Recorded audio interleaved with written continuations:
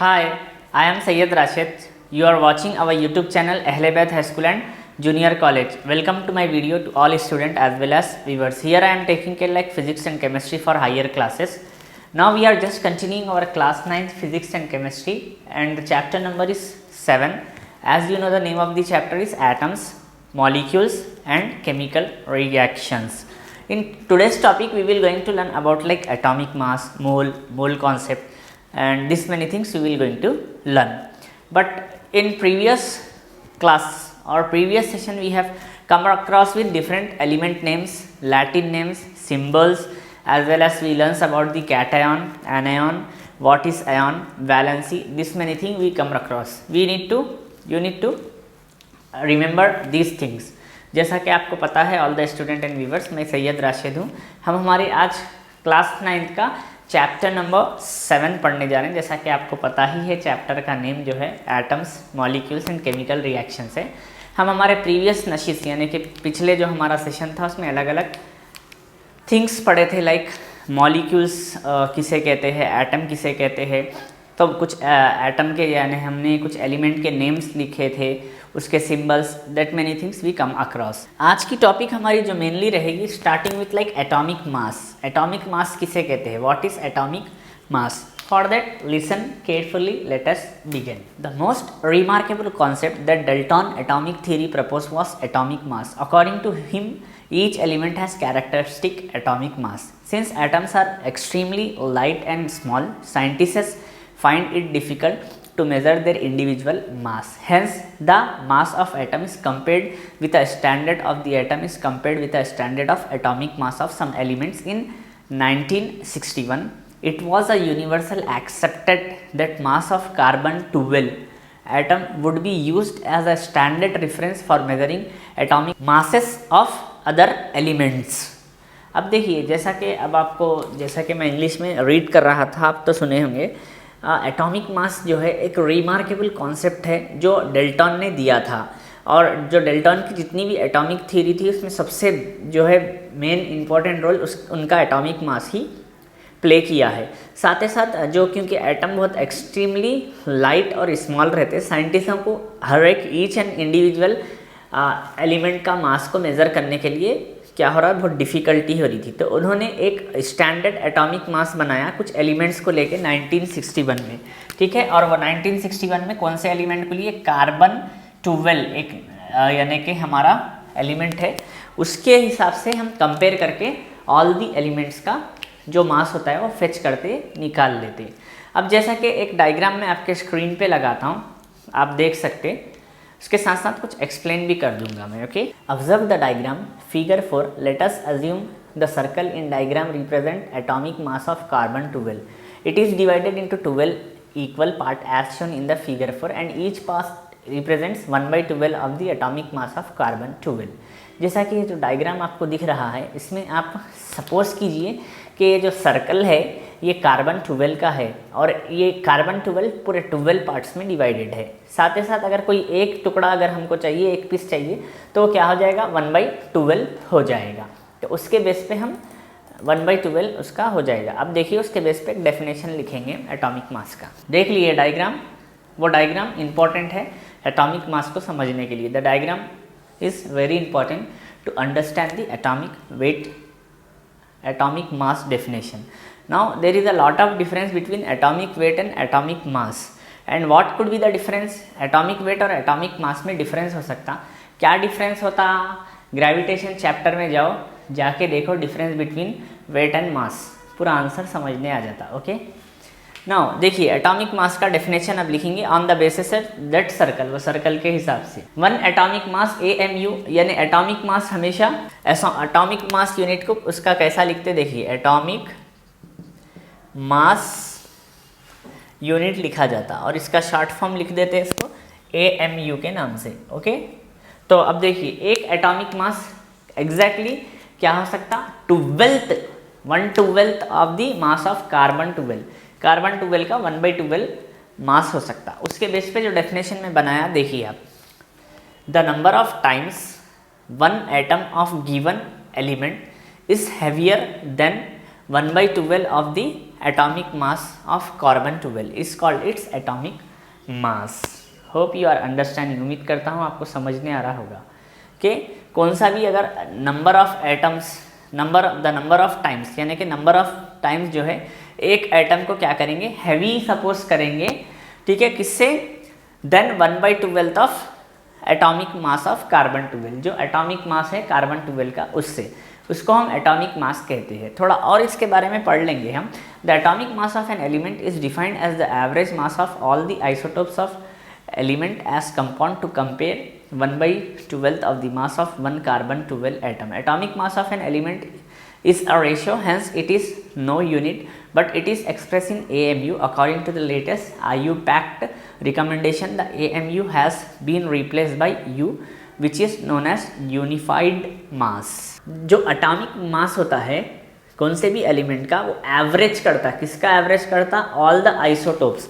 All the isotopes बोलता, isotopes किसे कहते हैं, ये वर्ड आपको अभी याद रखना है आइसोटोप्स का। मैं आगे इसका कंप्लीट आपको डेफिनेशन समझाऊंगा। Okay, isotope of an element, यानी कौन से भी एलिमेंट का isotope, compare to the 1/12 of the mass of carbon 12। Next, atomic mass के कोई यूनिट नहीं होते तो उसको यूजुअली हम AMU में एक्सप्रेस करते, जैसा मैं आपको यहाँ पे बताया था। लेकिन इस AMU को यानी कि निकाल के अलग उसमें कर दिए, यूनिफाइड मास कर दिए। ये किसके द्वारा किया गया, according to the IUPAC। What is IUPAC? IUPAC एक संस्था है, यानी एक ऑर्गेनाइजेशन है जो आपको पूरा कंप्लीट डील करेगी एलिमेंट नेम्स, सिंबल्स, उसका atomic number, atomic mass, organic chemistry, ये पूरा, ये जो एक पूरी बड़ी ऑर्गेनाइजेशन है उन्हें कंट्रोल करते हैं। उनके हिसाब से अभी हम किसी को भी लिखना है तो AMU पहले लिखा करते थे एटॉमिक मास के साथ, अभी U लिखा जा रहा है। अभी मैं एक टेबल आपके स्क्रीन पे लगाते हुए फिर से समझाता हूँ कि क्या है। जैसा कि आप टेबल देख सकते हैं स्क्रीन के ऊपर, इसमें टेबल 8 के नाम से दिया गया है। टेबल 7 याद है all the student and viewers, do you remember table 7? In table 7 we come across about the charges of different elements, is it cation, ion ions. हमने टेबल 7 भी पढ़ा था, याद है प्रीवियस सेशन में। तो देखिए अभी टेबल 8 की अगर हम बात करेंगे तो इसमें आपको मेनली 2 कॉलम्स है जो अगेन मतलब डबल टाइम दिए गए हैं। एक मेनली एलिमेंट है, दूसरा है atomic mass in U। What is U? I already told U is nothing but unified mass. So यहाँ पे आप देख सकते हैं हाइड्रोजन का जो एटॉमिक मास है 1 है, कार्बन का 12 है, नाइट्रोजन का 14 है, ऑक्सीजन का 16 है, सोडियम का 23 है, मैग्नीशियम का 24 है, एल्यूमिनियम का 27, फास्फोरस का 31 है, सल्फर का 32 है, क्लोरीन का 35.5, पोटेशियम का 39, वेरस कैल्शियम का 40 दिया गया है। If I ask you about what is the atomic mass of hydrogen, what you have to answer? You have to answer the atomic mass of an hydrogen is 1. In case I ask you about what is the atomic mass of potassium, you have to answer the atomic mass of an potassium is 39U. अगर मैं आपको सवाल करा sodium का atomic mass कितना है तो आपको जवाब देना है the atomic mass of sodium is 23U। वैसे ही अगर मैं आपको सवाल करा एल्यूमिनियम का एटॉमिक मास कितना है तो आपको आंसर देना है the atomic mass of aluminium is 27U। तो इस तरीके से कंप्लीट ये चार्ट आपको बन रहा है। उम्मीद करता हूँ ये चार्ट आपको बहुत अच्छा हेल्प हो रहा होगा, जैसा मैं आपको विजुअलाइजेशन दिखाया था। Hope you have saw the table and I asked you for different question, 2 in English language and 2 in our own Hindi language and answered also।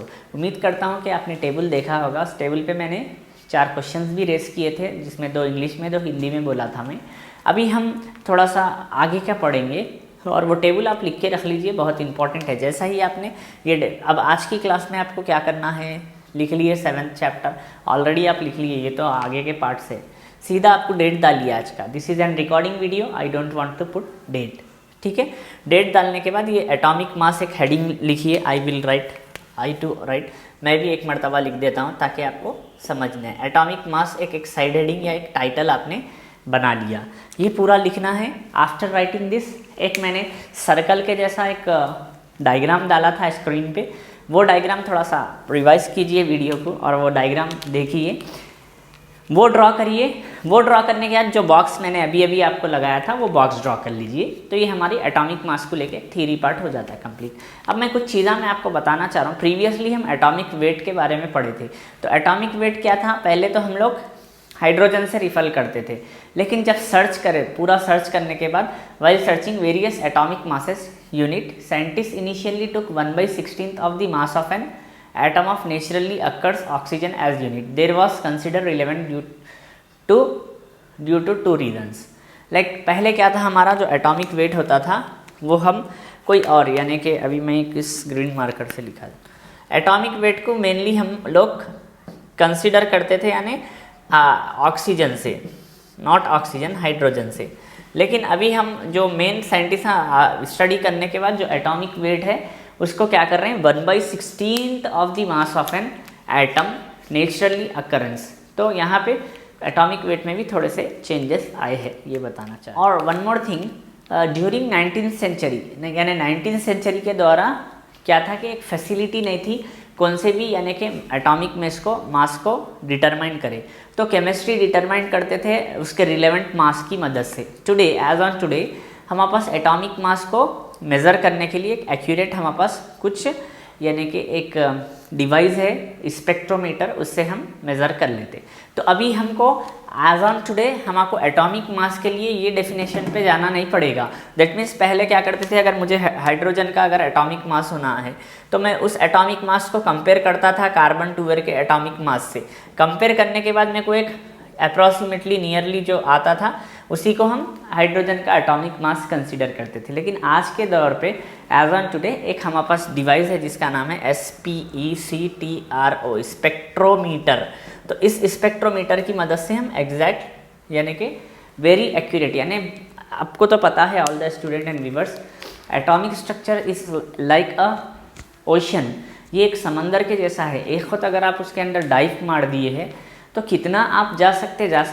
It is an endless theory in chemistry और physics की endless theory है। जैसा कि मैं अभी आपको lesson का starting होते होते मैं आपको बताया था कि एटॉमिक स्ट्रक्चर एक ऐसा चैप्टर है या फिर एटम्स मॉलिक्यूल्स, ये मेनली फिजिक्स से भी डील करते, केमिस्ट्री से भी डील करते। Whereas chemical reactions mainly chemistry से आपको डील करेगा।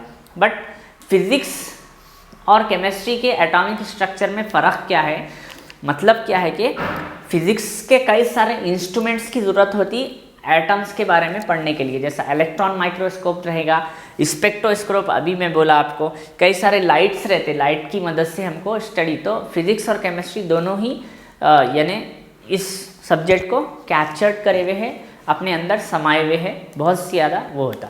तो अब हमारे पास हो गया एटॉमिक मास किसे कहते हैं, स्पेक्ट्रोमीटर आपने जाना। व्हाट इज स्पेक्ट्रोमीटर, 1 मार्क्स में पूछा तो आप क्या बोलेंगे, spectrometer is a device from which we can measure the atomic mass of an element very accurately. यानी कि एक ऐसा डिवाइस है जिसकी मदद से हम एटॉमिक मास कौन से भी एलिमेंट का एक्यूरेट मालूम कर सकते हैं। वेरी एक्यूरेटली तो बहुत अच्छे से मेज़र कर सकते।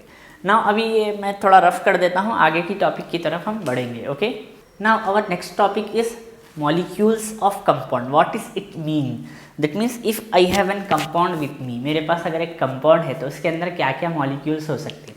जैसा कि अगर मेरे पास वाटर है, ठीक है, एग्जाम्पल के तौर पे अगर मेरे पास वाटर है, वाटर का फॉर्मूला H2O है, तो इसमें देख सकते हैं आप मेरे पास एक क्या है, मॉलिक्यूल है किसका, हाइड्रोजन का। ओके, तो और एक मॉलिक्यूल है मेरे पास ऑक्सीजन का। तो इसके बारे में हम थोड़ा सा पढ़ेंगे। A molecule may contain one or more atoms. A molecule may be formed by the combining of atoms of same element or different elements. For example, a molecule of water is formed by the combining of 2 atoms of hydrogen and 1 atoms of oxygen. All the molecules of water are identical. तो यहाँ पे बोलना ये चाह रहा कि ये जो मॉलिक्यूल्स होता है मेनली कंटेन करेगा, एक एटम रहता है या फिर एक से ज़्यादा एटम्स रहते हैं, और वो मॉलिक्यूल फॉर्म होता है कंबाइनिंग ऑफ सेम एलिमेंट, यानी सेम एलिमेंट से भी वो फॉर्म हो सकता या फिर उन्हें डिफरेंट एलिमेंट से भी फॉर्म हो सकता। जैसा कि एग्जांपल आपको यहाँ पे है, ये क्या है, ये डिफरेंट एलिमेंट, यानी कि ये जो मॉलिक्यूल फॉर्म हुआ है different element, DIFFERENT, different element से। इसमें 2 मॉलिक्यूल्स आपको, 2 एटम्स आपको ऑक्सीजन के है, एक नॉट, 2 एटम आपको हाइड्रोजन के है, 1 ऑक्सीजन का है।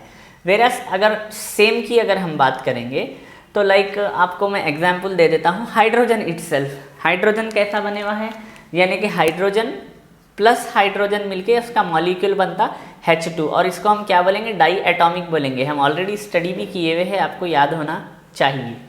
तो वैसे डिफरेंट एलिमेंट्स रहते, इसको हम डाई एटॉमिक कहते हैं, यानी कि ये सेम एलिमेंट का है मॉलिक्यूल, ये डिफरेंट एलिमेंट का है मॉलिक्यूल। अभी मॉलिक्यूल और कंपाउंड में मेन डिफरेंस क्या होता है वो भी हम आगे देखेंगे। Okay, is it possible for any number of atoms of hydrogen to combine with any number of atoms of oxygen to form a molecule of water? For all the molecules of water to be identical, it is essential that the atoms of hydrogen and oxygen that are present in the molecule must be in fixed number. If this number is not fixed, how could all the particles of water be identical? Each molecule of water contains 2 atoms of hydrogen and 1 atom of oxygen. अब यहाँ पे एक सवाल ये पूछ रहा कि अब ये जो रेशियो है, जो नंबर्स का रेशियो होता, कि क्या ये मुमकिन है कि कौन से भी नंबर ऑफ है, यानी कि 3 हाइड्रोजन्स मिल गए, 2 ऑक्सीजन्स मिल गए, वाटर बन सकता क्या? ऐसे 1 ऑक्सीजन मिल गया, 1 हाइड्रोजन 2 ऑक्सीजन से वाटर फॉर्म हो सकता क्या? तो यहाँ पे एक चीज़ ज़रूरी है कि ऑल कौन से भी मॉलिक्यूल्स क्या है, आइडेंटिकल रहते, एक चेन के जैसा रहते वो लोग। अगर वो लोग आइडेंटिकल होना चाहिए तो ऑल मॉलिक्यूल्स को क्या है, एक फिक्स प्रोपोर्शन के अंदर, इस फिक्स नंबर के अंदर बॉन्डेड रहना पड़ता। तो यहाँ पे वाटर के कितने भी क्रोड्स ऑफ एटम्स रहेंगे वाटर में, that crores of atom is in the ratio of like 1:2, यानी कि 1 आपको ऑक्सीजन का एटम, 2 हाइड्रोजन के एटम, तो इसी रेशियो में आपको मिलेगा। अब इससे केमिकल फार्मूला कैसा फॉर्म करेंगे, अब हमारी एक नेक्स्ट साइड हेडिंग हम लगा लेंगे, like chemical formulas of compound. ये ब्लैक मार्कर से लिखेंगे क्या, CHEMICAL, केमिकल फार्मूलाज। यहाँ पे देखिए all the student and viewers, अगर फार्मूला अगर आप लिख रहे हैं तो FORMULA लिखा जाएगा, लेकिन इसको प्लूरल फॉर्म में लिखने पर FORMULAE हो जाएगा, ये प्लूरल हो जाएगा। Like chemical formulas of compound, COMPOUNDS। तो केमिकल यानी कि केमिकल फार्मूलाज कंपाउंड्स के किस तरीके से फॉर्म होते हैं उसके बारे में हम देखेंगे। While writing the formula of compound, we must keep 2 things in mind. First, we must see the element present in a molecule of the compound.